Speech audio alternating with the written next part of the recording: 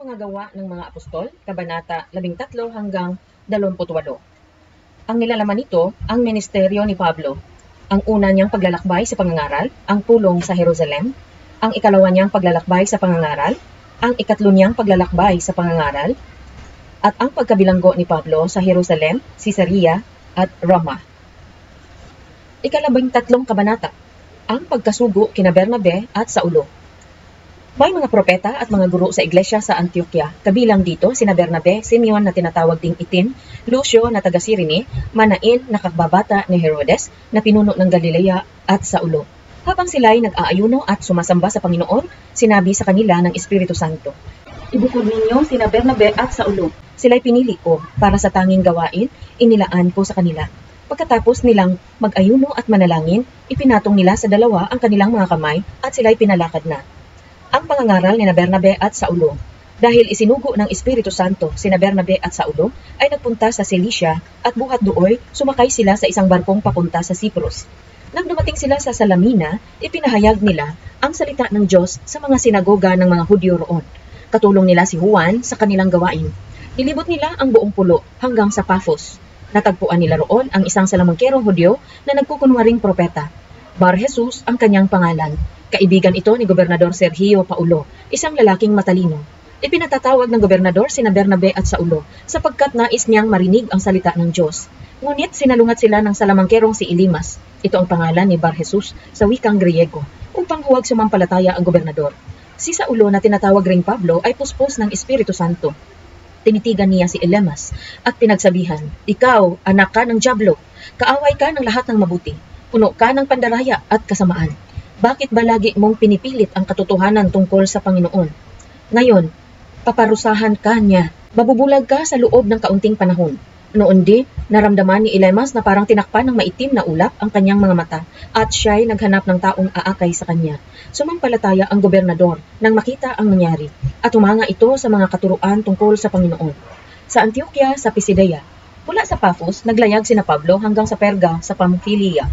Humiwalay naman sa kanila si Juan at nagbalik sa Jerusalem. Mula sa Perga, nagpatuloy sila hanggang Antioquia sa Pisidia. Nang araw ng pamamahinga, pumasok sila sa sinagoga at naupo.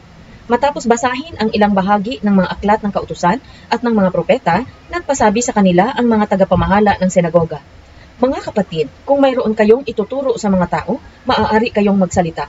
Kaya tumayo si Pablo at sininyasan silang tumahimik. "Mga Israelita at kayong lahat na may takot sa Diyos, makinig kayo. Ang Diyos ng ating bansang Israel ang pumili sa ating mga ninuno. Sila'y ginawa niyang isang malaking bansa habang naninirahan pa sila sa lupain ng Ehipto. At sila'y inilabas niya doon sa pamamagitan ng kanyang dakilang kapangyarihan. Sa loob ng 40 taon, sila ay pinagtiisan niya sa ilang. Nilipol niya ang 7 bansa sa lupain ng Kanaan at ibinigay sa mga Israelita ang lupain ng mga Kaananita sa loob ng halos 415 taon. Pagkatapos, sila'y binigyan niya ng mga hukom hanggang sa panahon ng propetang si Samuel. Nang humingi sila ng hari, ibinigay sa kanila ng Diyos ang isang lalaking mula sa lipi ni Benjamin, si Saul na anak ni Cis. Naghari si Saul sa loob ng 40 taon. At nang siya'y alisin ng Diyos, si David naman ang pinili ng Diyos upang maghari sa kanila. Sinabi ng Diyos tungkol sa kanya, "Si David na anak ni Jesse ay isang lalaking mula sa aking puso. Siya'y handang sumunod sa lahat ng iniuutos ko." Sa angkan ng lalaking ito, nagmula si Jesus, ang tagapagligtas na ipinangako ng Diyos sa Israel. Bago siya dumating, nangaral si Juan sa buong Israel na dapat nilang pagsisihan at talikuran ang kanilang mga kasalanan at magpabautismo. Nang matatapos na si Juan ang kanyang gawain, sinabi niya sa mga tao, "Sino ba ako sa akala ninyo? Hindi ako ang Kristo, ngunit siya'y darating na kasunod ko, at hindi ako karapat-dapat kahit magkalagman lamang ng kanyang sandalyas." Mga kapatid kong mula sa lahi ni Abraham at mga taong may takot sa Diyos, tayo ang pinadalhan ng balitang ito tungkol sa kaligtasan. Hindi nakilala ng mga taga-Jerusalem at ng kanilang mga pinuno na si Jesus ang tagapagligtas. Hindi rin nila naunawaan ang mga pahayag ng mga propeta na binasa nila tuwing araw ng pamamahinga. Ngunit sila na rin ang nagsakatuparan ng pahayag na iyon nang si Jesus ay hatulan nila ng kamatayan.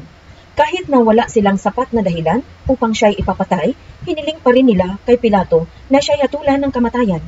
At nang matupad na nila ang lahat ng nasusulat tungkol sa kanya, siya ay ibinaba nila sa krus at inilibing. Subalit siya ay muling binuhay ng Diyos at sa loob ng maraming araw, siya ay nagpakita sa mga sumama sa kanya sa Jerusalem mula sa Galilea. Ngayon, sila ang mga saksi niya sa mga Israelita.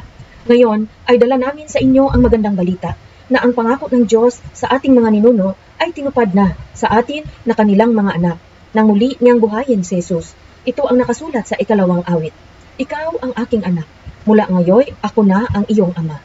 Tungkol naman sa kanyang muling pagkabuhay at di pagkabulok ng kanyang katawan ay sinabi ng Diyos, ipagkakaloob ko sa inyo ang mga banal at maaasahang pagpapala gaya ng ipinangako ko kay David. At sinabi rin niya sa iba pang bahagi, hindi mo hahayaang dumanas ng pagkabulok ang iyong banal. Nang maisagawa na ni David ang kalooban ng Diyos, siya'y namatay at inilibing sa piling ng kanyang mga ninuno at siya'y dumanas ng pagkabulok. Subalit si Jesus ay muling binuhay ng Diyos at hindi dumanas ng pagkabulok.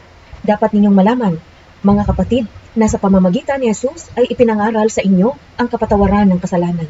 At ang lahat ng sumasampalataya sa Kanya ay pinapatawad na sa lahat ng pagkakasalang hindi na ipatawad sa inyo sa pamamagitan ng pagtupad ng kautusan ni Moises. Kaya't mag-ingat kayo upang hindi mangyari sa inyo ang sinabi ng mga propeta. Tingnan ninyo, kayong mga nangungutya sa Diyos, manggigilalas kayo at mapapahamak. Sapagkat isasagawa ko sa inyong kapanahunan ang isang bagay na hindi ninyo paniniwalaan, kahit na may magpaliwanag pa nito sa inyo. Nang sina Pablo at Bernabe ay palabas na sa sinagoga, inanyayahan sila ng mga tao na magsalita muli sa mga bagay na ito sa susunod na araw ng pamamahinga.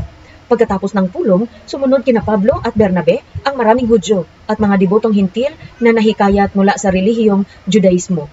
Nagsalita sa kanila ang mga apostol at pinangaralan silang magpatuloy sa pamumuhay ng nararapat ayon sa kagandahang loob ng Diyos. Nang sumunod na araw ng pamamahinga, halos lahat ng tao sa lungsod ay nagkatipon upang makinig sa salita ng Panginoon. Inggit na inggit naman ang mga Hudyo nang makita nila ang napakaraming tao, kaya't nilait nila at sinalungat si Pablo. Ngunit buong tapang na sinabi ni Pablo at Bernabe, sa inyo muna sana dapat ipahayag ang salita ng Diyos. Ngunit dahil itinatakwil ninyo ito, hinahatulan ninyo ang inyong sarili na kayo'y hindi karapat-dapat sa buhay na walang hanggan. Kaya sa mga hintil na kami mangangaral. Ganito ang iniutos sa amin ng Panginoon. Inilagay kitang liwanag sa mga hintil upang maipangaral mo ang kaligtasan hanggang sa dulo ng daigdig. Nang marinig ng mga hintil ang mga salitang iyon, sila'y nagalak at nagpuri sa Panginoon dahil sa salita niya at sumampalataya ang lahat ng hinirang para sa buhay na walang hanggan. Kaya't lumaganap sa buong lupain ang salita ng Panginoon. Ngunit sinulsulan ng mga Hudyo ang mga pinuno ng lungsod at ang mga debotong babae at kilala sa lipunan. Ipinausig nila sina Pablo at Bernabe at pinalayas sa lupaing iyon. Kaya't ipinagpag ng dalawa ang alikabok sa kanilang mga paa bilang saksi laban sa mga taga roon. At sila'y nagpunta sa Iconio. Ang mga alagad naman sa Antioquia ay napuspos ng kagalakan at ng Espiritu Santo. 14 na kabanata sa Iconio. Gayon din ang nangyari sa Iconio. Sina Pablo at Bernabe ay pumasok sa sinagoga ng mga Hudyo. Napakahusay ng kanilang pangangaral kaya't maraming Hudyo at Griego ang sumampalataya. Gayunman, may ilang Hudyong ayaw sumampalataya.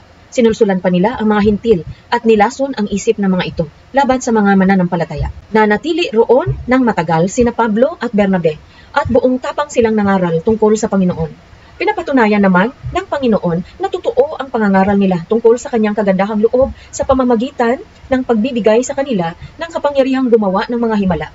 Kaya't nahati ang mga tao sa lungsod. May pumapanig sa mga Hudyo, may pumapanig naman sa mga apostol. Napagkasunduan ng mga hintil, ng mga Hudyo at ng kanilang mga pinuno na hamakin at pagbabatuhin ang mga apostol. Subalit nang malaman iyon ng dalawa, sila'y tumakas papuntang Listra at Derbe, mga lungsod ng Lycaonia at sa mga karatig na lupain. At doon sila nangaral ng magandang balita. Sa Listra ay may isang lalaking hindi nakakalakad dahil lumpo na ito mula pa nang ito'y isilang. Siya'y nakaupong nakikinig sa pangangaral ni Pablo. Nang makita ni Pablo na ang lumpo ay may pananampalatayang siya'y mapapagaling, tinitigan niya ang lumpo at malakas na sinabi, "Tumayo ka." Lumukso ang lalaki at nagsimulang lumakad. Nang makita ng mga taong bayan ang ginawa ni Pablo, sumigaw sila sa wikang Lycaonia, "Nanaog sa atin ang mga Diyos sa anyong tao." Tinawag nilang Zeus si Bernabe at si Pablo na may Hermes sapagkat siya ang tagapagsalita. Nasa bungad ng lungsod ang templo ni Zeus at nang mabalitaan ng pari ni Zeus ang nangyari, nagdala siya ng mga turong may kwentas na bulaklak sa may pintuan ng lungsod upang ialay sa mga apostol bilang handog niya at ng bayan. Nang Nang malaman ito ni Bernabe at Pablo, pinunit nila ang kanilang mga damit at patakbong pumagitna sa mga tao. Sumigaw sila, "Mga Ginoo, huwag ninyong gawin iyan. Mga tao rin kaming tulad ninyo.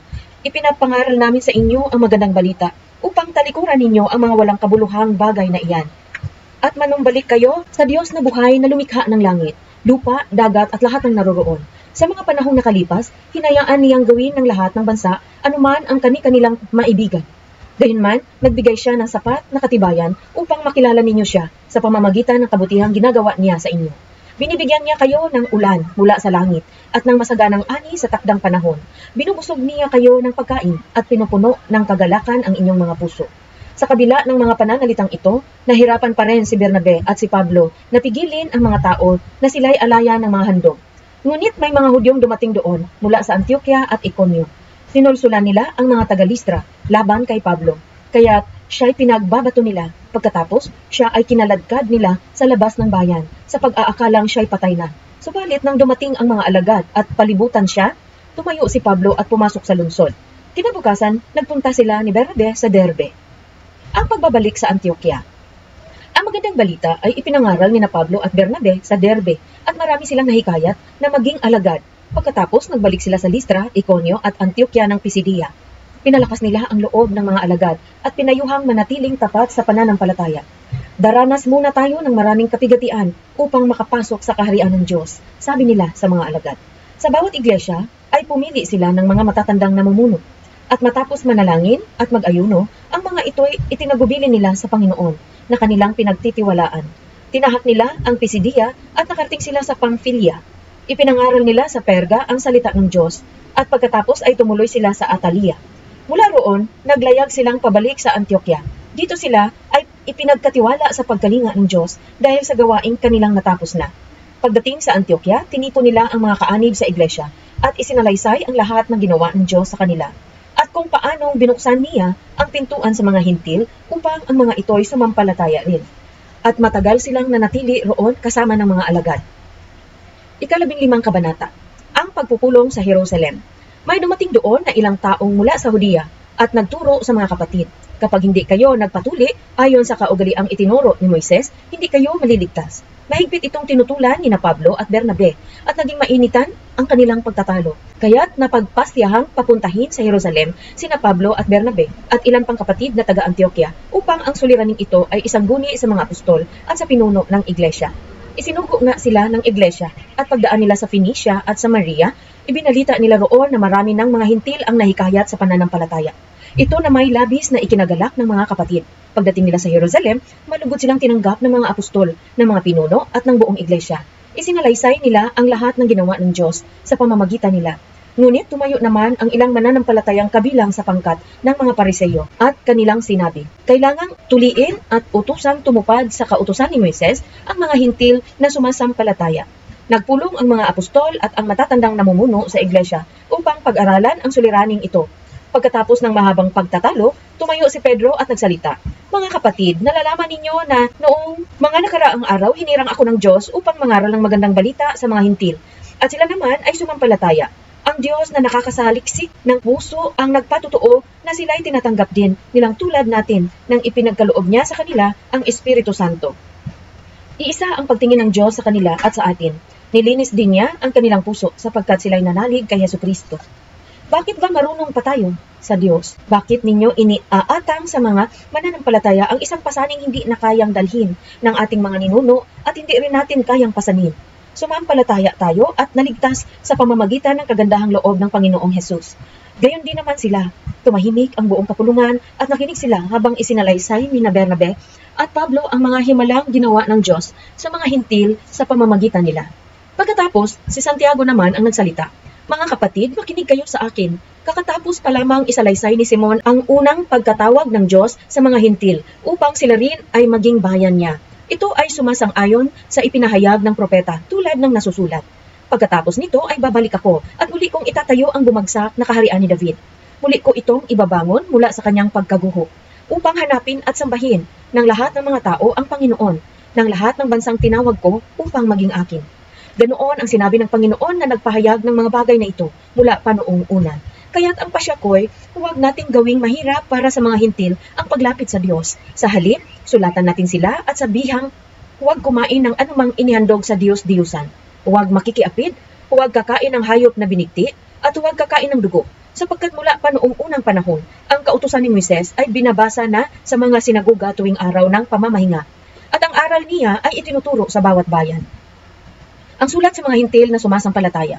Kaya't minabuti ng mga apostol, ng mga pinuno ng iglesia at ng buong iglesia na pumili ng ilan sa kanila upang suguin sa Antioquia, kasama nina Pablo at Bernabe. Ang mga napili nila ay si Judas na tinatawag na Barsabas at si Silas na mga lalaking iginagalang ng mga kapatid. Ipinadala nila sa kanila ang sulat na ganito ang nilalaman. Kaming mga apostol at pinuno ng iglesia ay bumabati sa mga mananampalatayang hintil sa Antioquia, sa Syria at sa Cilicia. Nabalitaan naming ginugulo kayo ng ilang kasamahan naming galing dito, kahit na hindi namin sila inuutusan. At binabagabag nila kayo sa pamamagitan ng kanilang itinuturo. Kaya napagkaisahan naming magpadala sa inyo ng mga sugo. Kasama sila ng ating minamahal na sina Bernabe at Pablo, mga taong hindi nag-atubiling itaya ang kanilang buhay sa paglilingkod sa ating Panginoong Hesukristo. Isinugo namin sa inyo sina Judas at Silas upang ipaliwanag ang sinasabi sa sulat na ito, sapagkat minabuti namin at ng Espiritu Santo na huwag na kayong atangan ng iba pang pasanin maliban sa mga bagay na talagang kailangan. Huwag kayong kakain ng anumang inihandog sa mga Diyos-Diyosan ng dugo at ng hayop na binigti. Huwag kayong makikiapit. Layuan ninyo ang mga iyan at mapapabuti kayo. Paalam. At pinalakad nila ang mga sugo. Pagdating sa Antioquia, tinipon ng mga ito ang mga kapatid at ibinigay ang sulat. Pagkabasa sa sulat, nagalak ang lahat dahil sa kanilang narinig. Sina Judas at Silas na mga propeta rin ay maraming itinuro sa mga kapatid na nakapagpalakas ng kanilang loob at nakapagpatibay ng kanilang pananampalataya. Ang dalawa'y tumigil doon ng kaunting panahon. Pagkatapos, sila'y pinabalik na taglay ang pagbati ng mga kapatid para sa mga pagsugo sa kanila. Nanatili naman sina Pablo at Bernabe sa Antioquia at kasama ng marami pang iba. Sila'y nagturo at nangaral ng salita ng Panginoon. Ang paghihiwalay ni Pablo at Bernabe. Makalipas ang ilang araw, sinabi ni Pablo kay Bernabe, balikan natin at dalawin ang mga kapatid sa mga bayan kung saan tayo nangaral ng salita ng Panginoon at tingnan natin kung ano ang kalagayan nila. Nais ni Bernabe na isama si Juan na tinatawag ding Marcos. Ngunit ayaw ni Pablo sapagkat hindi ito nagpatuloy na sumama sa kanilang gawain. Sa halip, ito'y humiwalay sa kanila sa Pamphylia. Nagkaroon sila ng mainitang pagtatalo, kaya't naghiwalay sila.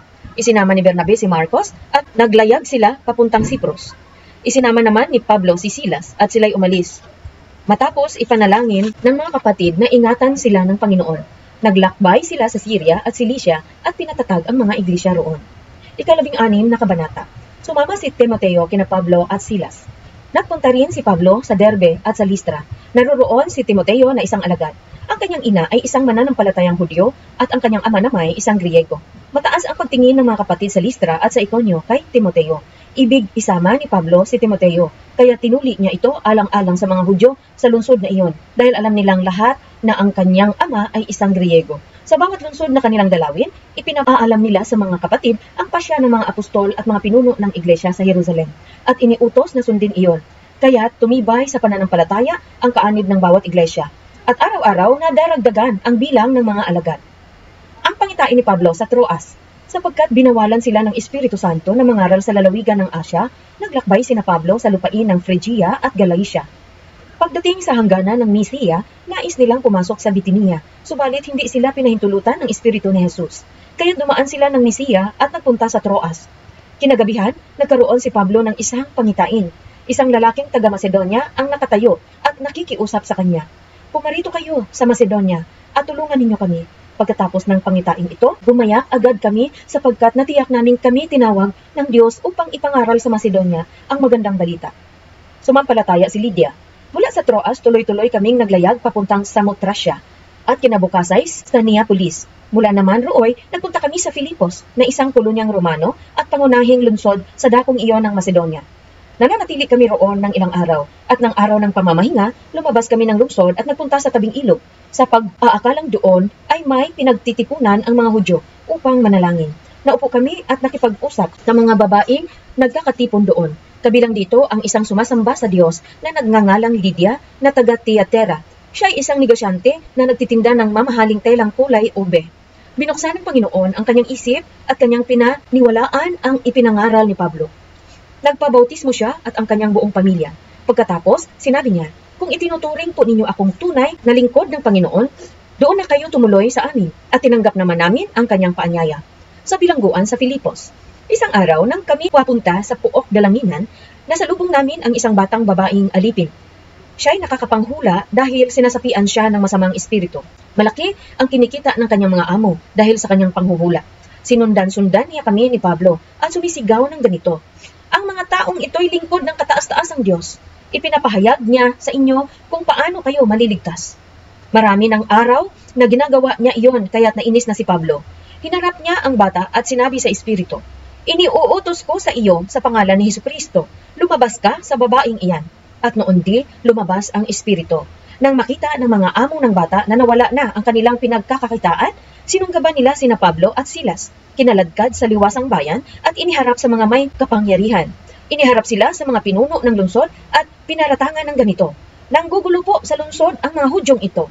Nagtuturo sila ng mga kaugliang labag sa kautusan nating mga Romano. Hindi natin maaaring sundin ang mga itinuturo nila. Sinunggaban sila ng mga tao, pinahubaran ng mga pinuno at ipinahagupit. Pagkatapos hampasin ng paulit-ulit, sila'y ipinabilanggo at pinabantayang mabuti. Ipinasok sila ng bantay sa kaloob-looban ng bilangguan at inilagay ang kanilang mga paa sa pagitan ng dalawang mabibigat na kahoy. Nang maghahating gabi na, sina Pablo at Silas ay nananalangin at umaawit ng mga himno at nakikinig naman ang ibang mga bilanggo. Walang ano-ano'y lumindol ng malakas at nayanig pati ang mga pundasyon ng bilangguan. Biglang nabuksan ang mga pinto at nakalag ang mga tanikala ng lahat ng bilanggo. Nagising ang bantay ng bilangguan at nang makita niyang bukas ang mga pinto, inakala niyang nakatakas ang mga bilanggo. Dahil dito'y binunot niya ang kanyang tabak at magpapakamatay na sana. Ngunit sumigaw si Pablo, huwag mong saktan ang iyong sarili. Narito kaming lahat. Humingi ng ilaw ang bantay, patakbong pumasok at nanginginig na nagpatira pa sa harapan ni na Pablo at Silas. Sila ay inilabas niya at sinabi, mga Ginoo, ano po ang dapat kong gawin upang ako'y maligtas? Sumagot naman sila, sumampalataya ka sa Panginoong Hesus at maliligtas ka, ikaw at ang iyong sambahayan. At ang salita ng Panginoon ay ipinahayag nila sa kanya at sa lahat ng nasa kanyang bahay.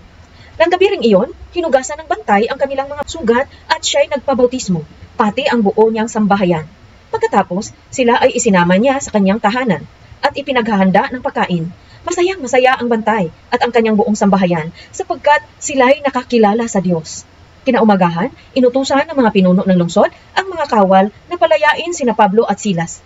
Kaya't sinabi ng bantay ng bilangguan kay Pablo, iniutos po ng mga pinuno na palayain na kayo. Lumabas na kayo at umalis ng mapayapa. Subalit sinabi ni Pablo sa mga kawal, ipinahagupit nila kami ng hayagan at ipinabilanggo ng hindi man lang nilitis, gayong kami mga mamamayang Romano. At ngayon palihim nila kaming palalayain. Hindi maari, sila ang pumarito at magpalaya sa amin. Ipinaalam ng mga kawal sa mga pinuno ng lungsod ang sinabi ni Pablo at natakot ang mga iyon nang malamang sina Pablo at Silas pala ay mamamayang Romano. Kaya sila'y pumunta sa bilangguan at humingi ng paumanhin sa dalawa. Inilabas nila sina Pablo at Silas at pinakiusapang lisanin ang lungsod. Pagkalabas ng bilangguan, sina Pablo at Silas ay nagtuloy sa bahay ni Lydia at dinatnan nila roon ang mga kapatid. Bago umalis ang dalawa, pinagbili na nila ang mga kapatid na magpakatatag sa pananampalataya. 17 kabanata sa Tesalonica. Dumaan sina Pablo at Silas sa Amphipolis at Apollonia hanggang makarating sa Tesalonica.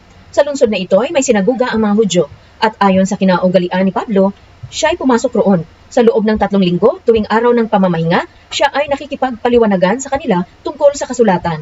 Ipinaliwanag niya at pinatunayan na kinakailangang magtiis ang Kristo at muling mabuhay. Sinabi niya, ang Jesus na ito na ipinapahayag ko sa inyo ay ang Kristo. Naniwala at nahikayat na sumama kina Pablo at Silas ang ilan sa kanila. Gayon din ang maraming kababaihang kinikilala sa lungsod at ang napakaraming debotong Griego. Ngunit nainggit ang mga Hudyo, kaya tinipon nila ang mga palaboy sa lansangan at sila'y gumawa ng gulo sa lungsod. Nilusob nila ang bahay ni Jason at pilit na hinanap sina Pablo at Silas upang iharap sa bayan.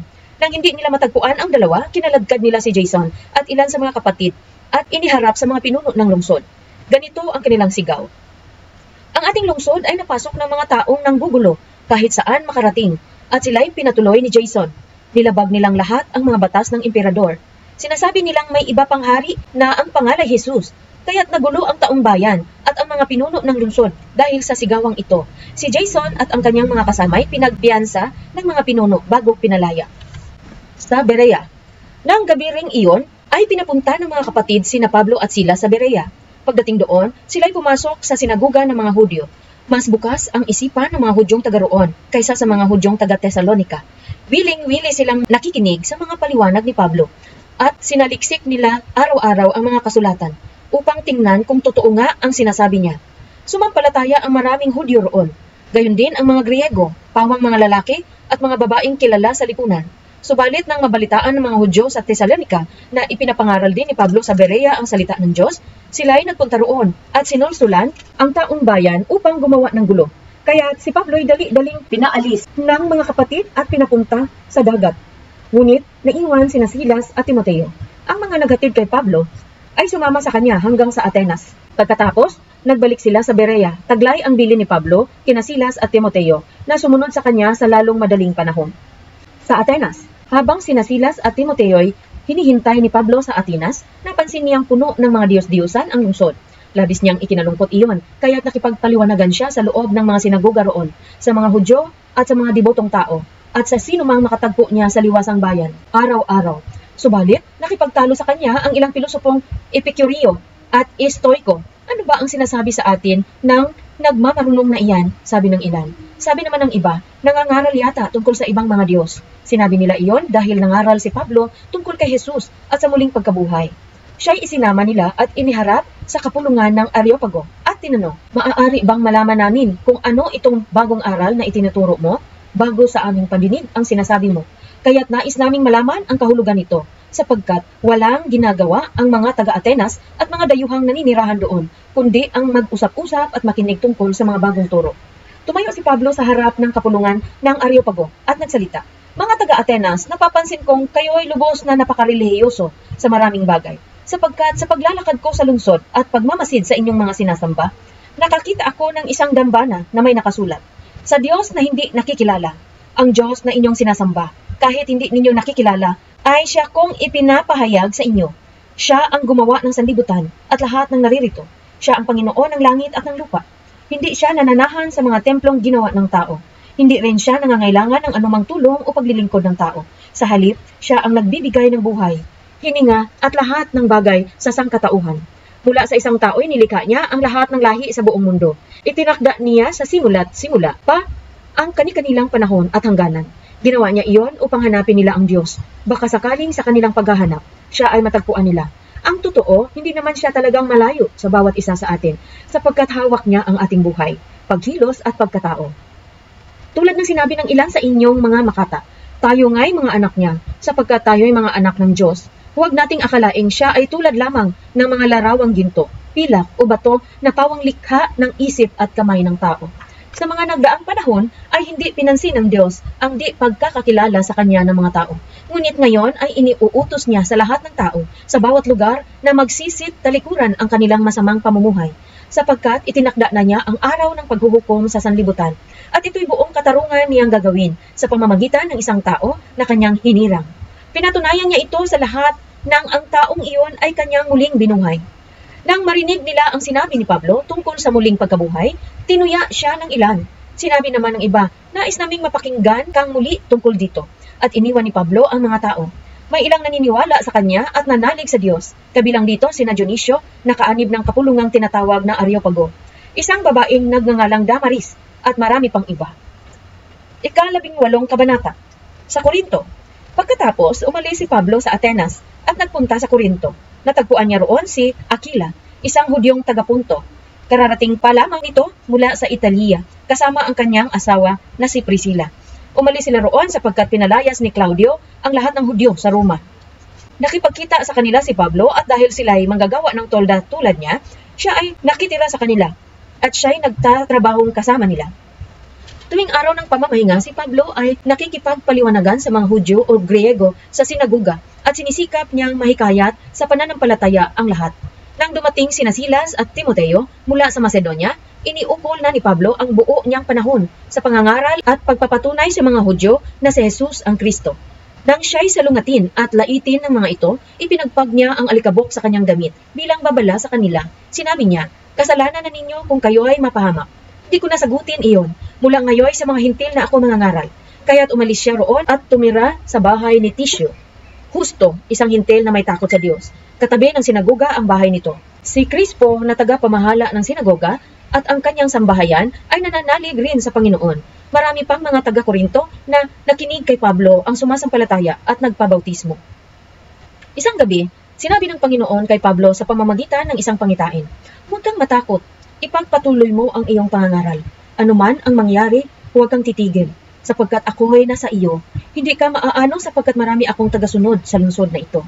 Tumigil nga siya roon at ipinangaral niya ang salita ng Diyos sa loob ng 1 taon at kalahati. Nang si Gallio ay naging gobernador ng Akaya, nagsama-sama ang mga Hudyo sa pagdakip kay Pablo at pagdadala sa kanya sa hukuman. Pagdating nila doon ay sinabi nila, "Hinikayat ng taong ito ang mga mamamayan na sumamba sa Diyos sa isang paraang labag sa batas." Magsasalita na sana si Pablo nang sabihin ni Gallio, "Kung ang usaping ito'y tungkol sa isang mabigat na pagkakasala o paglabag sa batas, makatuwirang pakinggan ko kayo. Subalit, ang sakdal ninyo ay tungkol lamang sa mga salita at mga pangalan, at sa kautusan ninyong mga Hudyo, kaya kayo na ang bahalang lumutas niyan. Ayaw kong makialam sa bagay na iyan." At sila'y pinalabas niya sa hukuman. Kaya si Sosthenes na tagapamahala ng sinagoga ang sinunggaban nila at binugbog sa labas ng hukuman. Hindi naman iyon pinansin ni Gallio. Ang pagbabalik sa Antioquia.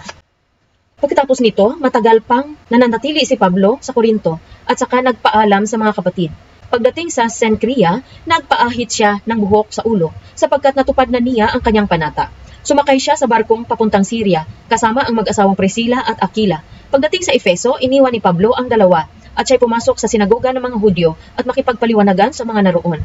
Hiniling nilang tumigil siya roon ng mahaba-habang panahon, ngunit siya'y tumanggi.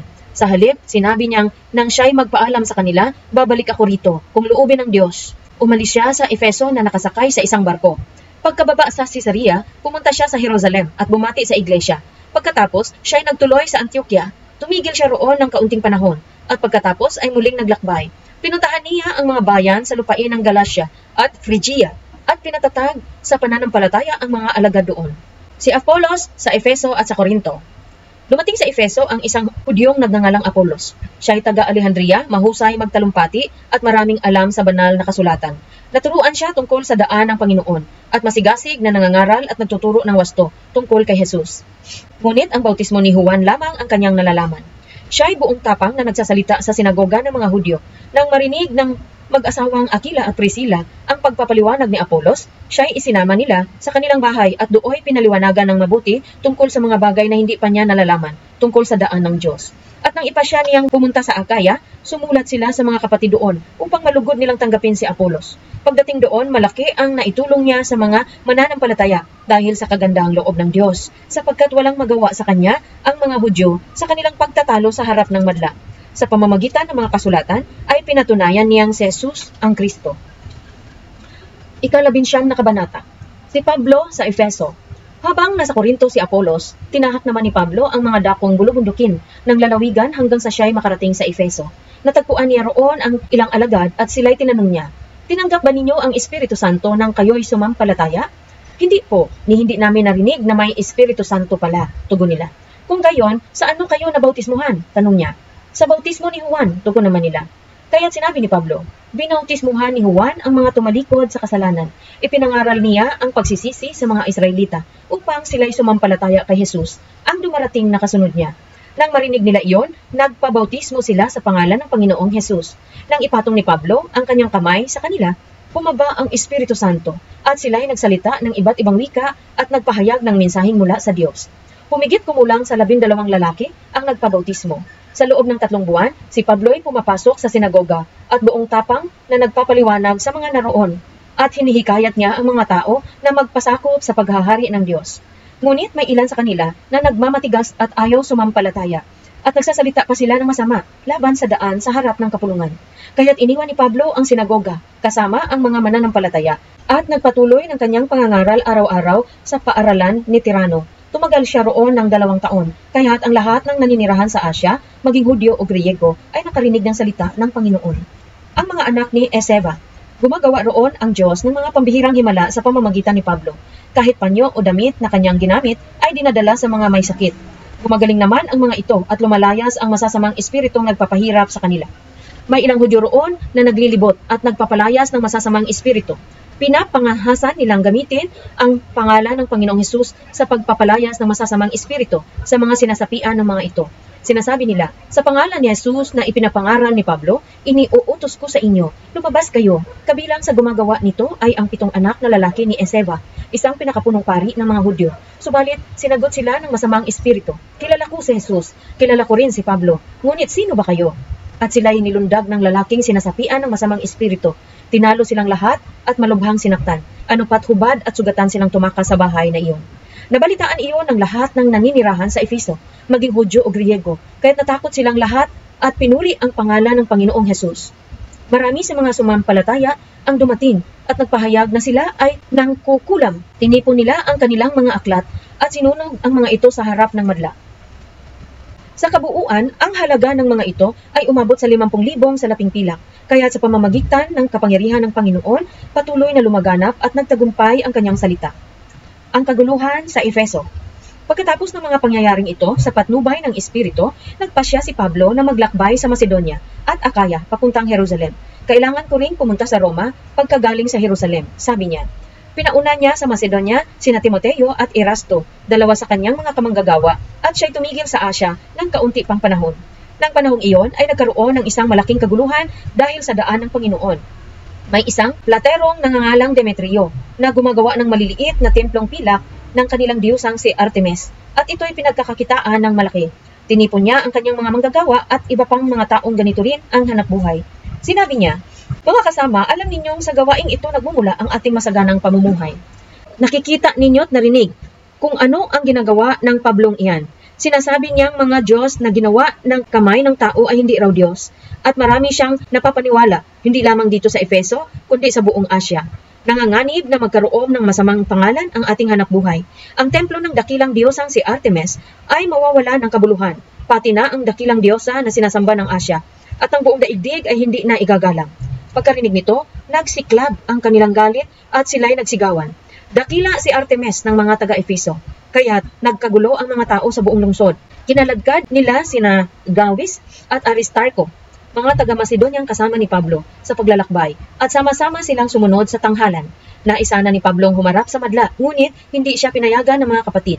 Nagpasugo rin sa kanya ang ilang kaibigang mga pinuno sa lalawigang Asya. Mahigpit siyang pinakiusapang huwag pumunta sa tanghalan. Magulong-magulo ang kapulungan. May sumisigaw ng isang bagay at ang iba'y iba naman. Hindi alam ng karamihan kung bakit sila nagkakatipon-tipon doon. Inakala ng ilang naroon na si Alejandro ang dahilan sapagkat siya ang ibinungad ng mga Hudyo sa madla.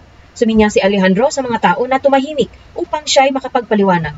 Subalit, nang makilala nilang siya'y isang Hudyo, sabay-sabay silang sumigaw sa loob ng 2 oras. Dakila si Artemis ng mga taga-Efeso. Sa wakas, dumating ang punong bayan at pinatahimik ang mga tao. At kanyang sinabi, mga taga-Efeso, sino ba ang hindi nakakaalam na ang lungsod ng Efeso ang siyang tagapag-ingat ng templo ng dakilang Artemis? Sinong hindi nakakaalam na ang banal na batong ito ay mula sa langit? Hindi maaaring pabulaanan ninuman ang mga bagay na ito. Kaya't huminahon kayo, huwag kayong magpabigla-bigla. Hindi naman nagnanakaw sa templo ang mga taong dinala ninyo rito. Hindi rin nila nilalait ang ating diyosa. Kung si Demetrio at ang mga platerong kasama niya ay may reklamo laban sa kanino man, bukas ang mga hukuman at may mga hukom tayo. Doon sila magsakdal. Ngunit kung may iba pa kayong habol, maaaring pag-usapan iyan sa isang pangkalahatang pagpupulong ng mga mamamayan ayon sa batas. Dahil sa nangyari ngayong araw na ito, maaaring maparatangan tayo na nanggugulo sa bayan. Walang sapat na dahilan o katuwiran ang kaguluhang ito. Pagkatapos pinauwi na ng punong bayan ang mga tao. Ika-20 kabanata, ang pagpunta sa Macedonia at Gracia. Nang tumigil na ang gulo, ipinatawag ni Pablo ang mga alagad, pinalakas ang kanilang loob. Pagkatapos nagpaalam siya at nagpunta sa Macedonia. Dinalaw niya ang mga bayan-bayan doon at pinalakas ang loob ng mga alagad sa pamamagitan ng kanyang pangangaral. Nagpatuloy siya hanggang sa dumating siya sa Gracia at nanatili doon sa loob ng 3 buwan. Aalis na sana siya papuntang Syria, ngunit nabalitaan niyang may tangka ang mga Hudyo laban sa kanya. Kaya't ipinasya niyang sa Macedonia na uli magdaan sa kanyang pagbabalik. Sumama sa kanya ang taga-Bereyang si Sopater, na anak ni Piro, gayon din sina Aristarco at segundo na mga taga Tesalonica, si Gaius na taga Derbe, si Timoteo at sina Tikiko at Trofimo na mga taga Asya. Nauna sila at naghintay sa amin doon sa Troas. Kami naman ay sumakay sa barko mula sa Filipos pagkaraan ng pista ng tinapay na walang pampaalsa at dumating kami sa Troas ng ika-5 araw. Nanatili kami roon ng 7 araw. Huling dalaw ni Pablo sa Troas. Nang Sabado ng gabi, kami nagkakatipon upang magpira-piraso ng tinapay. Si Pablo nangaral sa kanila hanggang hating gabi sapagkat aalis na siya kinabukasan. Maraming ilaw sa silid sa itaas na pinagtitipunan namin. Nakaupo sa bintana ang isang binata na ang pangalay Eutico. Dahil sa kahabaan ng pagsasalita ni Pablo, si Eutico ay inantok at nakatulog ng mahimbing. At nahulog siya mula sa 3 palapag na kanyang kinaroroonan, kaya't patay siya ng buhatin. Nanaog din si Pablo at niyakap siya. Huwag kayong magkagulo, buhay siya. Muling pumanhik si Pablo at nagpira-piraso ng tinapay. Pagkatapos, nagpatuloy siya sa pangangaral sa kanila hanggang nag-uumaga, saka umalis. Ang binata naman ay buhay na inihatid sa kanyang bahay at ito ay nagdudulot sa kanila ng malaking kaaliwan. Mula sa Troas hanggang sa Mileto, sumakay kami sa barkong papuntang Ason. Doon kami makikita ni Pablo ayon sa bilin niya sa amin sapagkat sasakyang panlupa ang kanyang gagamitin papunta roon. Nang magkita kami sa Ason, sumakay siya sa sinasakyan namin at sama-sama kaming pumunta sa Mitilene. Mula roon, patuloy kaming naglakbay at kinabukas ay dumating kami sa tapat ng Kiyo. Nang sumunod na araw, dumaan kami sa Samos. At makaraan ang isa pang araw ay dumating kami sa Mileto. Ipinasya ni Pablong lampasan ang Efeso upang huwag siyang maantala sa Asya, sapagkat ibig niyang nasa Jerusalem na siya sa araw ng Pentecostes. Ang pamamaalam ni Pablo sa mga pinuno ng iglesia sa Efeso. Mula sa Mileto, ipinatawag ni Pablo ang mga pinuno ng iglesia sa Efeso. Pagdating nila ay kanyang sinabi, "Nalalaman ninyo kung paano ko ginugol ang buong panahong ipinamalagi ko sa inyong piling. Mula noong unang araw na ako'y tumuntong sa Asya, naglingkod ako sa Panginoon ng buong kapakumbabaan at lumuluhang nagtitiis ng maraming pagsubok dahil sa mga pagtatangka ng mga Hudyo. Sa aking pagtuturo at pangangaral sa inyo, maging sa harapan ng madla o sa bahay-bahay man, hindi ako nangiming magsabi sa inyo ng anumang ikabubuti ninyo. Maging Hudyo o Griego man ay pinapangaralan kong tumalikod sa kasalanan, manumbalik sa Diyos at manalig sa ating Panginoong Hesus. Ngayon, bilang pagsunod sa Espiritu Santo, ako'y pupunta sa Jerusalem at hindi ko alam kung ano ang mangyayari sa akin doon. Ang tanging nalalaman ko ay ito, sa bawat bayang dinaanan ko, ipinapahayag sa akin ng Espiritu Santo na ang naghihintay sa akin ay pagkabilanggo at kapighatian. Subalit, walang halaga sa akin ang aking buhay. Magawa ko lamang ang aking tungkulin at matapos ang gawaing ibinigay sa akin ng Panginoong Hesus. Ang pagpapahayag ng magandang balita tungkol sa kagandahang loob ng Diyos para sa tao. Nakisalamuha ako sa inyo habang nangangaral tungkol sa kaharian. Ngayon, alam kong hindi na ninyo ako makikitang muli. Kaya sa araw na ito'y sinasabi ko, hindi ako mananagot kung mapahamak ang sinuman sa inyo, sapagkat hindi ako nag-atubiling ipahayag sa inyo ang layunin ng Diyos. Ingatan ninyo ang inyong sarili at ang buong kawan, sapagkat sila'y inilagay ng Espiritu Santo sa inyong pag-iingat. Pangalagaan ninyo ang iglesia ng Diyos na kanyang tinubos sa pamamagitan ng dugo ng kanyang anak. Alam kong pagkaalis ko'y magsisipasok ang mababangis na asong gubat at walang patawad nilang pupuksain ang kawan. Mula na rin sa inyo'y may lilitaw na mga taong magsasalita ng kasinungalingan upang mahikayat na sumunod sa kanilang mga alagad. Kaya't mag-ingat kayo. Alalahanin ninyong tinuruan ko kayo araw at gabi sa loob ng 3 taon at maraming luha ang pinuhunan ko. At ngayon, itinatagubilin ko kayo sa Diyos at sa kanyang salitang nagpapahayag ng kanyang kagandahang loob. Ito ang makakapagpatibay sa inyo at makakapagbigay ng mga pagpapalang inilaan sa lahat ng kanyang ginawang banal. Hindi ko hinangad ang ginto, pilak o panamit ni numan. Alam ninyong nagbanat ako ng buto upang kumita ng ikabubuhay naming magkakasama. Sa lahat ng pagkakataon, ipinakita ko sa inyo na sa pamamagitan ng ganitong pagtatrabaho, dapat ninyong tulungan ang mahihina. Alalahanin natin ang mga salita ng Panginoong Hesus. Higit na mapalad ang nagbibigay kaysa tumatanggap. Pagkasabi nito, lumuhod si Pablo at nanalangin kasama nila.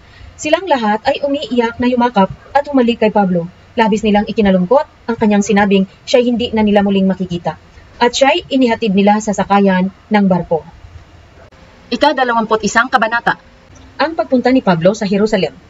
Pagkatapos naming magpaalam sa kanila, kami naglakbay papuntang Cus. Kinabukasan, dumating kami sa Rodas at mula rooy, nagpatuloy kami sa Patara. Dinatnan namin doon ang isang barkong papuntang Phoenicia, kaya't lumipat kami sa nasabing sasakyan. Dumaan kami sa tapat ng Cyprus na natatanaw sa gawing kaliwa. Nagpatuloy kami papuntang Syria. Ngunit huminto muna sa Tiro ang barko sapagkat magbaba doon ng kargamento. Hinanap namin ang mga alagad na naroon at nakituloy kami sa kanila sa loob ng 7 araw. Sa patnubay ng Espiritu, sinabi nila kay Pablo na huwag pumunta sa Jerusalem. Ngunit nang dumating ang oras ng aming pag-alis, nagpatuloy kami sa paglalakbay. Kami ay inihatid nilang lahat, kasama ang kanilang mga asawa at mga anak, hanggang sa labas ng lungsod. Pagdating sa tabing dagat, lumuhod kaming lahat at nananalangin. Pagkatapos naming magpaalam, sumakay na kami sa barko at sila'y nagsiuwi na. Mula sa Tiro, nagpatuloy kami ng paglalakbay at nakarating kami sa Tolimaida. Nakipagkita kami sa mga kapatid at tumigil doon ng isang araw. Kinabukasan, tumuloy kami sa Caesarea sa bahay ng Ebanghelistang si Felipe, isa sa 7 lalaking hinirang noong una sa Jerusalem. Siya ay may 4 na anak na dalaga na pawang mga propeta. Makalipas ang ilang araw, dumating mula sa Judea ang isang propetang ang pangalay Agabo. Pinuntahan niya kami, kinuha ang pamigkis ni Pablo at ginapos ang sariling paa at kamay. Sabi niya, ito ang sabi ng Espiritu Santo. Ganito gagapusin ng mga Hudyo sa Jerusalem ang may-ari ng pamigkis na ito, at siya'y ibibigay sa kamay ng mga Hintil. Pagkarinig nito, kami naman at ang mga taga-roon ay nakiusap kay Pablo na huwag na siyang pumunta sa Jerusalem. Ngunit sumagot si Pablo, bakit kayo umiiyak? Pinapahina lamang ninyo ang loob ko. Handa ako, hindi lamang paghapos, kundi kahit mamatay doon sa Jerusalem kung kailangan, alang-alang sa pangalan ng Panginoong Hesus. Tumigil na kami nang hindi namin siya mapigilan. Nasabi na lamang namin masunod ang kalooban ng Panginoon. Makalipas ang ilang araw, gumaya kami at umalis papuntang Jerusalem. Sumama sa amin ang ilan sa mga alagad na taga Caesarea at dinala nila kami sa bahay ni Menason na taga Cyprus at doon kami nakituloy. Si Menason ay matagal nang mananampalataya. Ang pagdalaw ni Pablo kay Santiago. Pagdating sa Jerusalem, malugod naman kaming tinanggap ng mga kapatid. Kinabukasan, kami ni na Pablo ay nakipagkita kay Santiago. Naroon din ang mga pinuno ng iglesia. Binati ni Pablo ang mga naroon at isa-isa niyang isinalaysay ang mga bagay na ginawa ng Diyos sa mga Hintil sa pamamagitan ng kanyang paglilingkod. Nang marinig nila ito, sila'y nagpuri sa Diyos at kanilang sinabi kay Pablo, alam mo, kapatid, may ilang libo na ang mga Hudyong nananalig kay Jesus at silang lahat ay masigasig sa pagtupad ng kautusan. May nakapagbalita sa kanila na itinuturo mo raw sa lahat ng Hudyong naninirahan sa mga bansang Hintil na tumalikod sa katuruan ni Moises. At sinasabi mo raw na huwag nilang tuliin ang kanilang mga anak, ni sundin ang kaugalian ng mga Hudyo. Ano ngayon ang nararapat nating gawin? Tiyak na mababalitaan nilang dumating ka. Ganito ang gawin mo. Mayroon ditong 4 na lalaking may panata. Isama mo sila at tuparin ninyo ang paglilinis ayon sa kautusan. Ikaw na ang bahala sa magagastos. At nang sa gayon ay mapaahitan na nila ang kanilang ulo. Sa ganitong paraay, malalaman ng lahat na hindi totoo ang balita tungkol sa iyo, kundi sumusunod ka pa rin sa kautusan ni Moises. Tungkol naman sa mga mananampalatayang Hintil, isinulat na namin sa kanila ang aming pasya. Huwag silang kakain ng anumang inihandog sa Diyos-Diyusan. Huwag kakain ng dugo at ng hayop na binigti, at huwag makikiapid. Kinabukasan, isinama nga ni Pablo ang mga lalaki, at isinagawa nila ang seremonya ng paglilinis. Pagkatapos, siya'y pumasok sa templo at ipinagbigay alam kung kailan matatapos ang takdang panahon ng paglilinis upang maialay ang handog para sa bawat isa sa kanila. Ang pagdakip kay Pablo. Nang matatapos na ang takdang 7 araw, si Pablo ay nakita sa templo ng ilang Hudyong taga-Asya. Tinunggaban nila si Pablo at sumigaw, mga kababayan, tulungan ninyo kami. Ang taong ito ang nagtuturo sa lahat ng tao saan man siya makarating ng mga bagay laban sa bansang Israel, laban sa kautusan ng Moises at laban sa templo. Gayon din naman, nagsama pa siya ng mga Griego sa loob ng templo. Nilapastangan niya ang banal na lugar na ito. Ganoon ang sinabi nila sapagkat nakita nilang kasama ni Pablo sa lungsod si Trofimo na taga-Efeso. Inakala nilang isinama siya ni Pablo sa loob ng templo. Nagulo ang buong lungsod at dumagsa ang mga taong bayan. Sinunggaban nila si Pablo at kinaladkad palabas sa templo at biglang isinara ang pintuan. Balak nilang patayin si Pablo, ngunit nabalitaan ng pinuno ng mga sundalo na nagkakagulo sa buong Jerusalem. Kaya't nagsama agad ito ng mga opisyal at mga kawal at dali-daling nagtungo sa kinaroroonan ng mga tao. Pagkakita sa kanila, itinigil ng mga ito ang pagbugbog kay Pablo. Lumapit ang pinuno, dinakip si Pablo at ipinagapos ng 2 tanikala. Sino ang taong ito? Ano ang kanyang ginawa? Tanong niya. Iba-iba ang isinigaw ng tao. Dahil sa sobrang gulo ng mga tao, hindi maliwanagan ng pinuno ang nangyari. Kaya't ipinadala niya si Pablo sa himpilan. Pagdating nila sa hagdanan, si Pablo ay binuhat na ng mga kawal sapagkat naging marahas ang mga tao na sumusunod sa kanila at sumisigaw, patayin siya! Ang pagtatanggol ni Pablo sa sarili. Nang ipapasok na si Pablo sa himpilan, nakiusap siya sa pinuno. Maaari ko po ba kayong makausap? Marunong ka bang magsalita ng wikang Griego? Tugon ng pinuno. Kung gayon, hindi ikaw ang Ehipsyong kailan lamang ay nanguna sa paghihimagsik at namundok sa kasama ng 4,000 lalaki? Sumagot si Pablo, ako po'y isang Hudyo, tubo sa Tarso ng Cilicia at mamamayan ng kilalang lungsod na iyon. Ipinapakiusap ko sa inyo na ako'y payagan ninyong makapagsalita sa mga tao. Pinayagan naman siya ng pinuno. Kaya tumayo si Pablo sa baitang at suminya sa mga tao. At nang sila'y tumahimik, nagsalita si Pablo sa wikang Hebreo. Ika-22 kabanata. Mga magulang at mga kapatid, pakinggan ninyo ang sasabihin ko ngayon bilang pagtatanggol sa aking sarili. Nang siya'y marinig nilang nagsasalita sa wikang Hebreo, lalo silang tumahimik. Kaya't nagpatuloy si Pablo. Ako'y isang Hudyong ipinanganak sa Tarso, sa lalawigan ng Cilicia, ngunit lumaki rito sa Jerusalem. Ang aking guro ay si Gamaliel at buong higpit niya akong tinuruan sa kautusan ng ating mga ninuno. Ako'y masugid na naglilingkod sa Diyos tulad ninyong lahat na naririto ngayon. Inuusig ko at pinapatay ang mga sumunod sa daang ito. Ipinagapos ko sila't ipinabilanggo, maging lalaki o maging babae. Makakapagpatotoo tungkol dito ang pinakapunong pari at ang buong kapulungan ng mga pinuno ng bayan.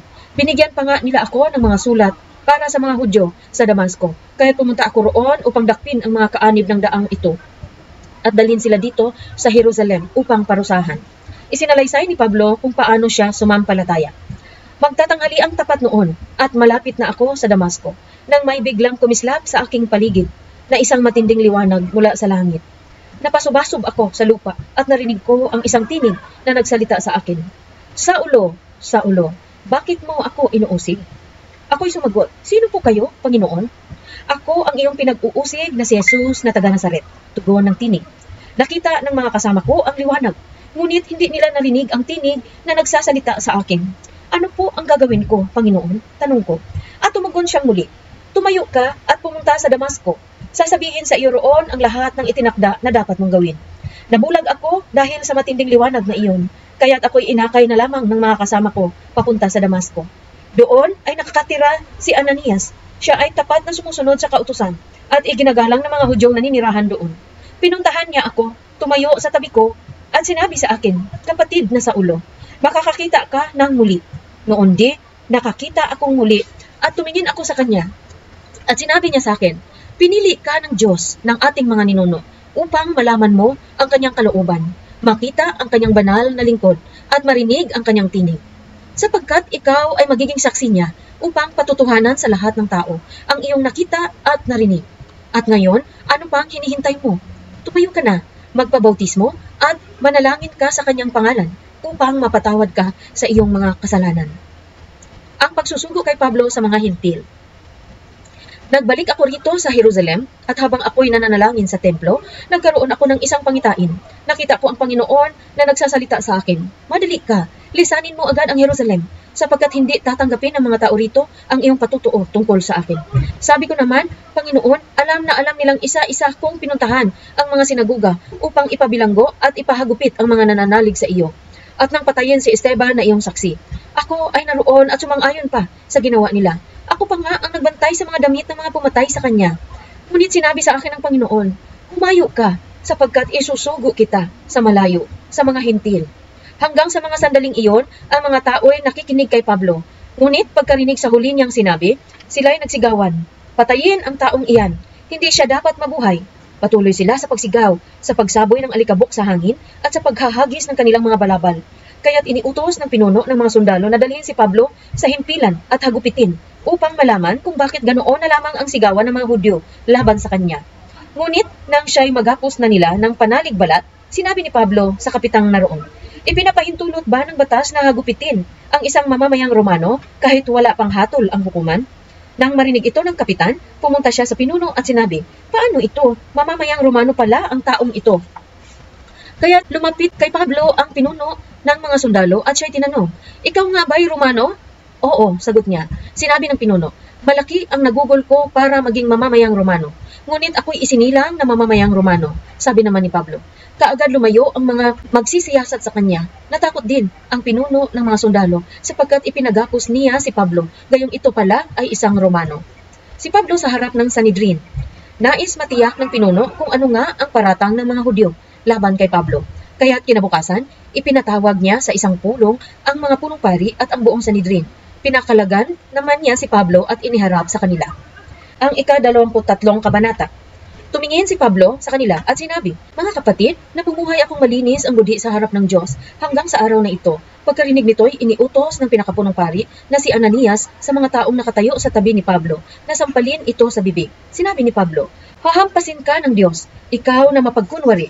Nakaluklok ka riyan upang hatulan ako ayon sa kautusan.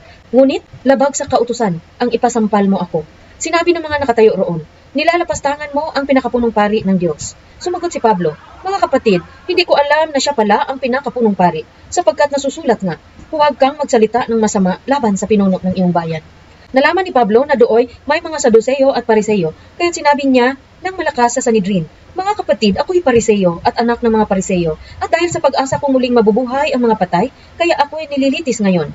Nang masabi ito ni Pablo, nagtalo-talo ang mga Pariseo at ang mga Saduceo at nahati ang kapulungan, sapagkat naniniwala ang mga Saduceo na hindi muling mabubuhay ang mga patay at walang anghel o espiritu. Subalit ang mga Pariseo namay naniniwala sa lahat ng ito, at lumakas ang kanilang sigawan.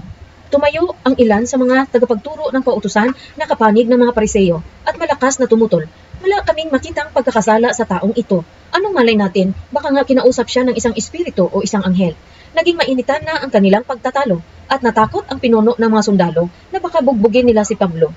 Pinapanaog niya ang mga kawal, ipinapakuha si Pablo at ipinapasok muli sa himpilan. Kinagabihan, nagpakita ang Panginoon kay Pablo at sinabi sa kanya, "Lakasan mo ang iyong loob. Nagpatotoo ka tungkol sa akin dito sa Jerusalem. Ganyan din ang gagawin mo sa Roma." Pinagtangkaan ang buhay ni Pablo. Kinaumagahan, matapos na magkasundo ang mga Hudyo, bawat isa ay sumumpa na hindi kakain o iinom hanggat hindi nila mapapatay si Pablo. Mahigit na 40 lalaki ang nanumpa ng ganoon. Pumunta sila sa mga punong pari at sa mga pinuno ng bayan at sinabi nila, "Kami ay sumumpang hindi kakain at hindi iinom hanggat hindi namin napapatay si Pablo. Kaya hilingin ninyo at ng Sanhedrin sa pinuno ng mga sundalo na dalhin muli dito si Pablo.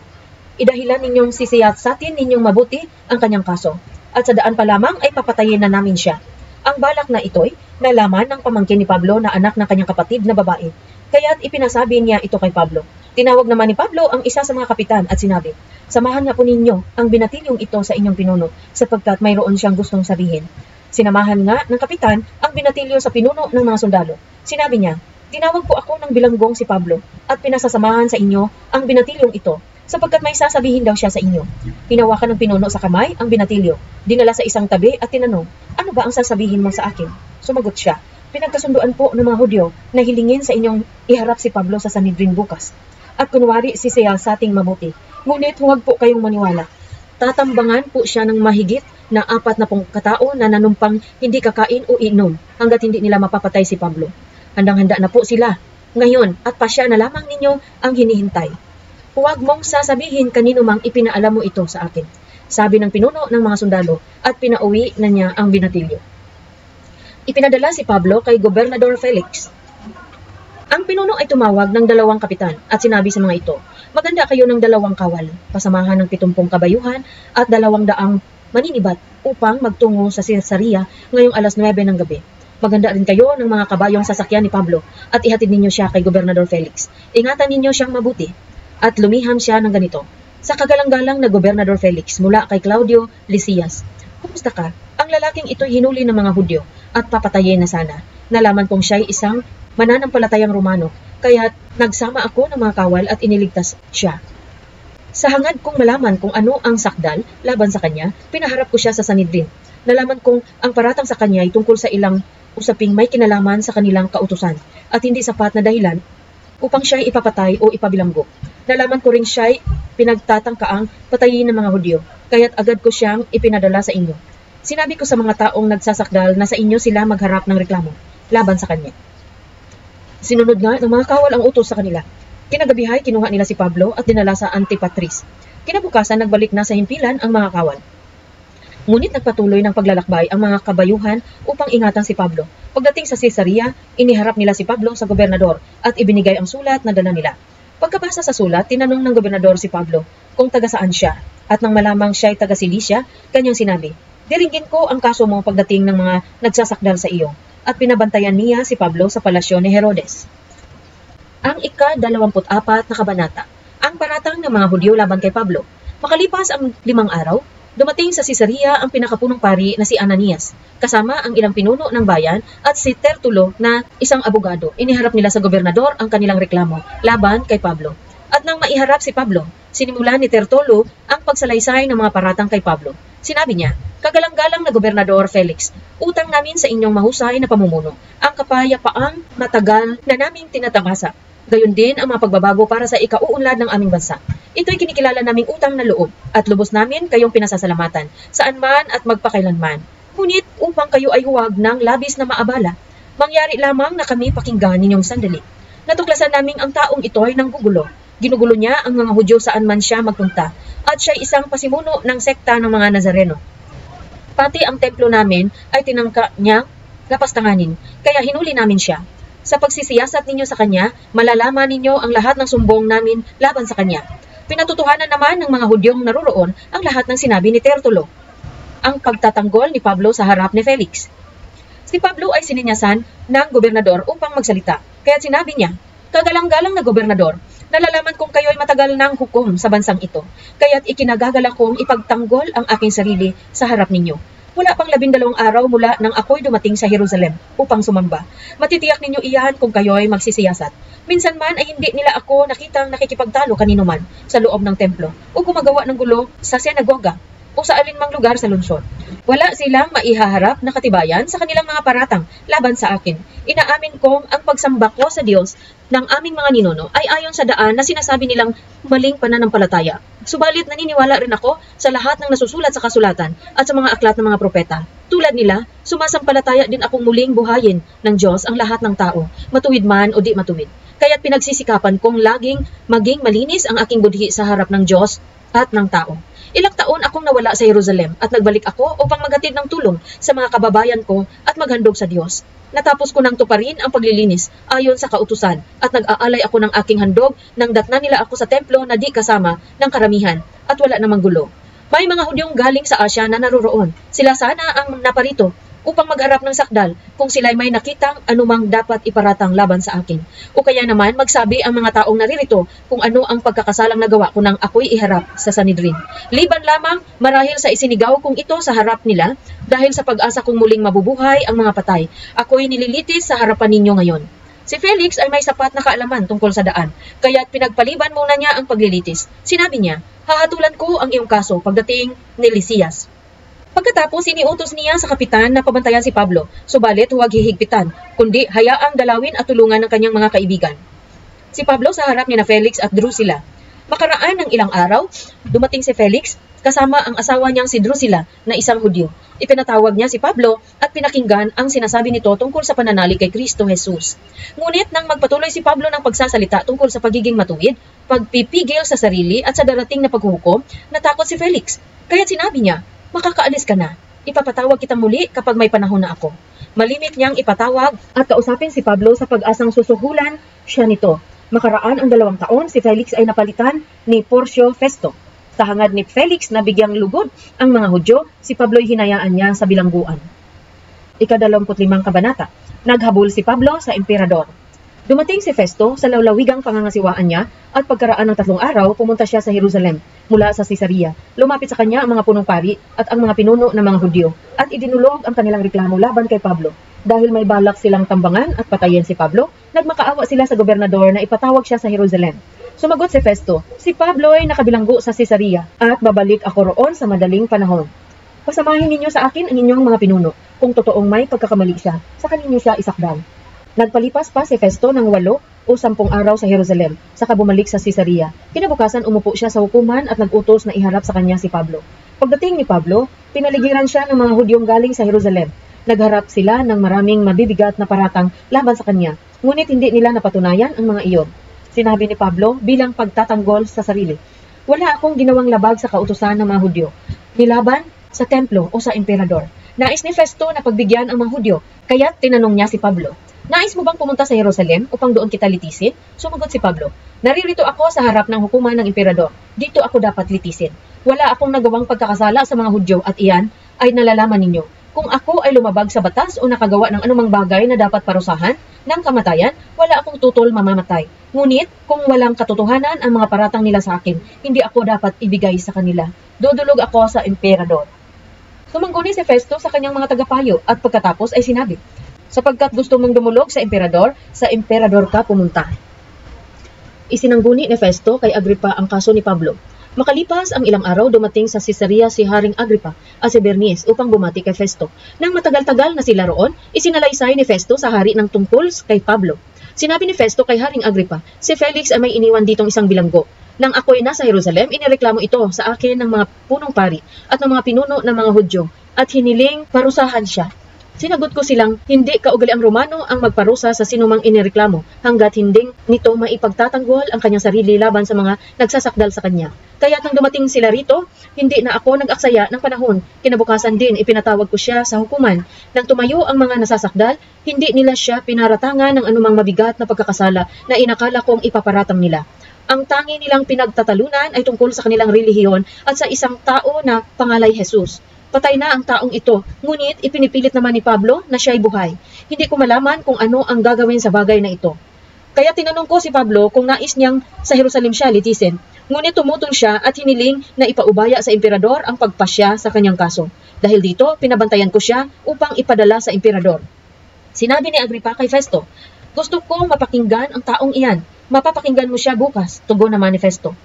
Iniharap si Pablo, kina Agripa at Bernice. Kinabukasan, dumating sina Agripa at Bernice, kasama ang matataas na punong kawal at ang mga tanyag na tao sa lungsod. Pumasok sila sa bulwagan ng hukuman at iniutos ni Festo na si Pablo'y iharap sa kanila. Sinabi ni Festo, Haring Agripa at lahat ng naririto, narito po ang lalaking isinakdal sa akin ng mga Hudyo, rito at sa Jerusalem. Ipinagsisigawan nilang hindi siya dapat mabuhay. Ngunit sa pagsisiyasat ko'y wala akong makitang dahilan upang parusahan siya ng kamatayan. Dahil nais niyang dumulog sa emperador, ipinasya kong ipadala siya roon. Subalit wala akong tiyak na maisulat sa emperador tungkol sa taong ito, kaya iniharap ko siya sa inyo, lalong-lalo na sa iyo, Haring Agripa, upang may maisulat ako pagkatapos na siya'y masiyasat natin. Inakala kong hindi na dapat ipadala sa emperador ang isang bilanggo nang hindi inilalahad ang mga reklamo laban sa kanya. Ika-26 na kabanata. Nagtanggol si Pablo sa harapan ni Agripa. Sinabi ni Agripa kay Pablo, maari ka nang magsalita. Ano ang masasabi mo tungkol sa iyong sarili? Nagbigay galang si Pablo at nagsalita bilang pagtatanggol sa sarili. Haring Agripa, itinuturing ko pong isang malaking kapalaran na marinig ninyo ang pagtatanggol ko sa aking sarili laban sa mga paratang ng mga Hudyo, sapagkat lubos ninyong nababatid ang mga kaugalian at pagtatalo ng mga Hudyo. Kaya tinihiling ko pong pagtiyagaan ninyo akong pakinggan. Alam ng lahat ng Hudyo kung paano ako namuhay mula pa sa aking kamusmusan, sa aking sariling bayan at sa Jerusalem. Matagal na nilang alam at sila na ang makakapagpatutuo kung kanilang gugustuhin na ako'y namuhay bilang kaanib ng pinakamahigpit na sekta ng aming relihiyon, ang sekta ng mga Pariseyo. At ngayon nililitis ako dahil sa aking pag-asa sa pangako ng Diyos sa aming mga ninuno. Ang pangako ring iyan ang inaasahan ng aming 12 lipi, kaya't sila'y taimtim na sumasamba sa Diyos gabit araw. At dahil sa pag-asa ring ito, Haring Agripa, ako'y pinaparatangan ng mga Hudyo. Bakit hindi mapaniwalaan ng mga naririto na maaaring muling buhayin ng Diyos ang mga patay? Akala ko rin, noong unay, dapat kong gawin ang lahat ng aking magagawa laban sa pangalan ni Jesus na taga Nazaret. At ganoon nga ang ginawa ko sa Jerusalem. Maraming Kristiyano ang aking ipinabalanggo, batay sa kapangyarihang ibinigay sa akin ng punong pari ng mga Hudyo. Isa rin ako sa mga humatol ng kamatayan sa kanila. Pinupuntahan ko ang bawat sinagoga. At sino man sa kanila ang abutan ko roon ay pinaparusahan ko upang piliting magsalita laban kay Jesus. Sa tindi ng puot ko'y pinag-uusig ko sila kahit sa mga lungsod sa ibang bansa. Isinalaysay ni Pablo kung paano siya sumampalataya. Mahal na Haring Agripa, iyan ang layunin ng pagpunta ko sa Damasco. Taglay ang kapangyarihan at kapahintulot ng mga punong pari.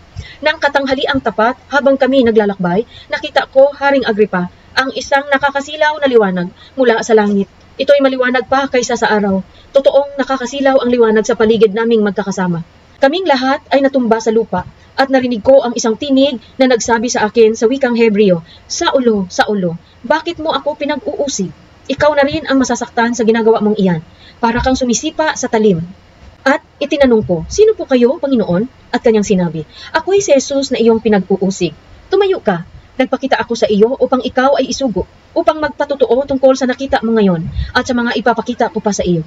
Ililigtas kita mula sa mga kababayan mo at sa mga hintil na pupuntahan mo sa pangalan ko. Isusugo kita sa mga taong iyon upang imulat ang kanilang mga mata. Ibalik sila sa kaliwanagan mula sa kadiliman. Iligtas sila sa kapangyarihan ni Satanas at ibalik sa Diyos. At sa pamamagitan ng pananampalataya nila sa akin, sila'y patatawarin sa kanilang mga kasalanan at sila'y mapapabilang sa mga taong pinaging banal ng Diyos. Isinalaysay ni Pablo ang kanyang paglilingkod. Dahil dito, Haring Agripa, hindi ko po sinuway ang pangitaing mula sa langit. Nangaral ako una sa Damasco, saka sa Jerusalem at sa buong lupain ng Hudiya, at gayon din sa mga hintil. Ipinangaral kong dapat silang magsisit tumalikod sa kanilang mga kasalanan, lumapit sa Diyos at ipakita ang kanilang pagsisisi sa pamamagitan ng gawa. Dahil dito ay hinuli ako ng mga Hudyo habang ako'y nasa templo at nais nila akong patayin, ngunit hindi ako pinabayaan ng Diyos. Kaya't ngayon, nakatayo ako rito at nagpatotoo tungkol sa Kanya sa lahat ng tao, anuman ang katayuan nila sa buhay. Wala akong itinuturo kundi ang mga sinabi ng mga propeta at ni Moises, na ang Kristo ay kailangang magdusa. At siya ang unang mabubuhay na muli upang magdulot ng liwanag sa mga Hudyo at sa mga hintil. Habang nagsasalita pa si Pablo, malakas na sinabi ni Festo, "Nababaliw ka na, Pablo, sa kaaaral mo'y nasira na ang iyong ulo." Ngunit sumagot si Pablo, "Hindi ako nababaliw. Kagalang-galang na Festo, malinaw ang isip ko at ang sinasabi ko'y pawang katotohanan. Naririto ang Haring Agripa, malakas ang loob kong magsalita sa harap niya sapagkat alam niya ang lahat ng ito. Tiyak na walang nalilingid sa kanya sapagkat hindi na isang sulok lamang nangyari ito. Haring Agripa, naniniwala ba kayo sa mga propeta? Alam kong naniniwala kayo," sinabi ni Agripa kay Pablo. "Sa loob ng ganito kaikling panahon ay ibig mo yata na maging Kristiyano ako." Sumagot si Pablo, "Maging sa maikli o sa mahabang panahon, loobin nawa ng Diyos na hindi lamang kayo, kundi ang lahat ng nakakarinig sa akin. Ngayon ay maging kagaya ko, maliban sa mga tanikalang ito." Tumayo ang hari, ang gobernador, si Bernice at lahat ng kasama nila. Lumabas sila at nag-usap-usap. Ang taong ito'y walang ginawang anumang dapat hatulan ng kamatayan o pagkabilanggo. At sinabi pa ni Agripa kay Festo, kung hindi lamang niya hiniling na idulog ang kanyang kaso sa emperador, maaari na sana siyang palayain. Ika-27 kabanata, naglakbay si Pablo papuntang Roma. Nang mapagpasyahang dapat kaming maglayag papuntang Italia, si Pablo at ang ilan pang bilanggo ay ipinailalim sa pamamahala ni Julio, isang kapitan ng hukbong Romano na tinatawag ng mga sundalo ng emperador. Sumakay kami sa isang barkong galing sa Adramitio, papunta sa lalawigan ng Asya at naglakbay kami kasama si Aristarco, na taga Tesalonikang nakatira sa Macedonia. Kinabukasan dumaong kami sa Sidon. Naging magaan ang loob ni Julio kay Pablo. Pinahintulutan niya itong makadalaw sa kanyang mga kaibigan upang matulungan siya sa kanyang mga pangangailangan. Mula roon ay naglakbay kaming muli at dahil sa pasalungat ang hangin, kami na may bay sa gawing silangan ng Cyprus upang kumubli. Dumaan kami sa tapat ng Cilicia at Pamphylia at kami dumating sa Mira, isang lungsod ng Lycia. Ang kapitan ng mga sundalo ay nakakita roon ng isang barkong mula sa Alejandria, papuntang Italia, at inilipat niya kami roon. Mabagal ang aming paglalakbay. Tumagal ito ng maraming araw at nahirapan kami bago nakarating sa tapat ng Sinido. Buhat dito ay hindi namin matawid ang kalawakan ng dagat sapagkat pasalungat kami sa hangin. Kaya't nagpunta kami sa silangan ng Kreta na kubli sa hangin at sa tapat ng Salmon. Matiyaga kaming na may bay sa tabi hanggang sa marating namin ang puok na tinatawag na Mabuting Daungan na malapit sa bayan ng Lasea. Mahabang panahon na kaming naglalakbay, mapanganib na ang magpatuloy dahil nakaraan na ang araw ng pag-aayuno, kaya't pinagpayuhan sila ni Pablo. Sabi niya, "Mga Ginoo, tingin ko'y mapanganib na ang maglakbay mula ngayon at maaaring mapinsala ang mga kargamento at ang barko at nanganganib pati ang buhay natin." Ngunit higit na pinahalagahan ng kapitan ng mga sundalo ang salita ng may-ari at kapitan ng barko kaysa payo ni Pablo. Dahil hindi mabuting tigilan ang daungang iyon kung panahon ng taglamig, minabuti ng nakakarami na magpatuloy na sila sa kanilang paglalakbay. Sa pag-asang makakarating sila sa Phoenix, ito isang daungan sa Kreta at nakaharap sa hilagang kanluran at timog kanluran. Ang bagyo sa dagat. Umihip ng marahan ang hangin buhat sa timog, kaya't inakala nilang maaari na silang umalis. Isinampa nila ang angkla at sila'y na may bay sa Kreta, ngunit tinagtagal bumugso mula sa pulo ang isang malakas na hangin mula sa hilagang silangan. Hinampas nito ang barko at dahil hindi kami makasalungat, napatangay na lamang kami sa hangin. Nang makakubli kami sa isang maliit na pulo na tinatawag na Cauda, naisampa namin ang barko, ngunit nahirapan kami bago nagawa iyon. Nang maidaong ito, tinalian nila ng malalaking lubid ang barko, ngunit natakot silang sumadsad sa buhanginan ng Serte, kaya't ibinaba nila ang layag at kami nagpaanod na lamang. Patuloy na lumakas ang bagyo, kaya't kinabukasan sinimulan nilang itapon sa dagat ang mga kargamento. At nang sumunod na araw, itinapon din nila ang mga kagamitan ng barko. Matagal naming di nakita ang araw at ang mga bituin, at hindi rin humuhupa ang napakalakas na bagyo, kaya't nawala na kami ng pag-asang makakaligtas pa. Dahil matagal nang hindi kumakain ang mga nasa barko, tumayo si Pablo at nagsalita, "Mga kasama, kung nakinig lamang kayo sa akin at di kayo umalis sa Kreta, hindi sana natin inabot ang ganito. Ito ngayon ang payo ko, lakasan ninyo ang inyong loob sapagkat walang mamamatay isa man sa inyo. Kaya nga lamang mawawasak ang barko. Nagpakita sa akin kagabi ang isang anghel ng Diyos, ang Diyos na sinasamba ko at pinaglilingkuran. Sinabi niya sa akin, huwag kang matakot, Pablo. Dapat kang humarap sa emperador. Alang-alang sa iyo'y ililigtas ng Diyos ang lahat ng mga kasama mong naglalakbay. Kaya tibayan ninyo ang inyong loob. Mga kasama, nananalig ako sa Diyos na mangyari ang lahat ayon sa sinabi niya sa akin. Kaya lamang mapapadpad tayo sa isang pulo." Pagkalipas ng 2 linggo sa gitna ng dagat, napadpad kami sa dagat Mediteraneo. Nang naghahating gabi na, napuna ng mga marinero na nalalapit na kami sa pampang. Sinukat nila ang tubig at nakitang may 40 metro ang lalim nito. At pagsulong pa nila ng bahagya ay muli nilang sinukat at nakitang may 30 metro na lamang. Sa takot na sumadsad kami sa batuhan, inihulog nila ang 4 na angkla sa hulihan ng barko at ipinanalangin mag-umaga na sana. Tinangka ng mga marinero na tumakas mula sa barko kaya't ibinaba nila sa tubig ang bangka at kunwari maghuhulog ng angkla sa unahan. Ngunit sinabi ni Pablo sa kapitan at sa mga sundalo, "Kapag hindi nanatili sa barko ang mga taong iyan, hindi kayo makakaligtas." Kaya't nilagot ng mga kawal ang lubid ng bangka at hinayaan itong mahulog. Nang mag-uumaga na, silang lahat ay hinimok ni Pablo upang kumain. 14 na araw na ngayong kayo'y hindi kumakain dahil sa pagkabalisa at paghihintay. Kumain na kayo, kailangan ninyo ito upang kayo'y makaligtas. Hindi maaano ang sinuman sa inyo. At pagkasabi nito, kumuha siya ng tinapay at sa harapan ng lahat ay nagpasalamat sa Diyos. Pinagpira-piraso ang tinapay at kumain. Lumakas ang loob ng lahat at sila'y kumain din. Kaming lahat ay 27 katao. Nang mabusog sila, itinapon nila sa dagat ang kargang trigo upang gumaan ang barko. Ang pagkawasak ng barko. Nang mag-umaga na, nakatanaw sila ng lupa, ngunit hindi nila alam kung anong lugar iyon. Napansin nila ang isang dalampasigan at binalak nilang igawi doon ang barko kung maaari. Kaya pinutol nila ang tali ng mga angkla at iniwanan ang mga ito sa dagat. Kinalag din nila ang mga tali ng timon at itinaas ang layag sa unahan upang ang barko'y itulak ng hangin papunta sa dalampasigan. Ngunit nasadsad ang barko sa parting mababaw. Bumaon ang unahan ng barko kaya't hindi makaalis. Samantala, ang hulihan naman ay nawasak dahil sa kakahampas ng malalakas na alon. Binalak ng mga kawal na patayin ang mga bilanggo upang walang makalangoy at makatakas.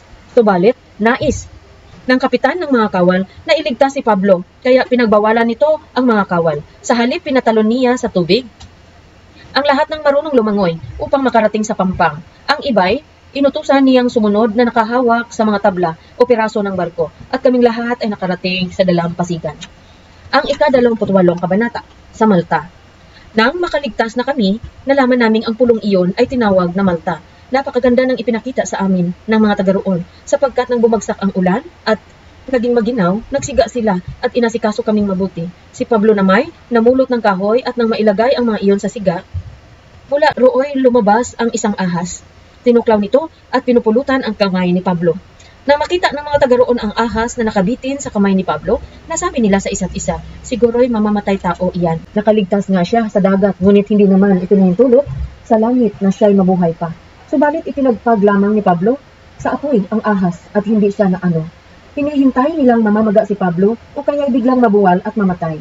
Nang matagal na silang naghihintay at wala namang nangyayari sa kanya, nagbago sila ng akala. Siya ay isang Diyos, sabi nila. Ang pinuno sa pulong iyon ay isang nagngangalang Publio at malapit sa lugar na iyon ang kanyang lupain. Malugod niya kami pinatuloy sa loob ng 3 araw. Ang ama ni Publio ay nagkataong nakaratay noon dahil sa lagnat at dysenteria, kaya't ito'y dinalang ni Pablo. Pagkatapos manalangin, ipinatong ni Pablo ang kanyang kamay sa may sakit at ito'y gumaling. Dahil sa nangyaring ito, nagdatingan ang mga taga-roong may karamdaman at sila'y pinagaling din ni Pablo. Binigyan nila kami ng maraming regalo at nang paalis na kami, ay binigyan pa nila kami ng lahat ng kailangan sa paglalakbay. Mula sa Malta, papuntang Roma. 3 buwan ang nagdaan bago kami nakaalis doon, sakay ng isang barkong nagpalipas din ng taglamig sa pulo.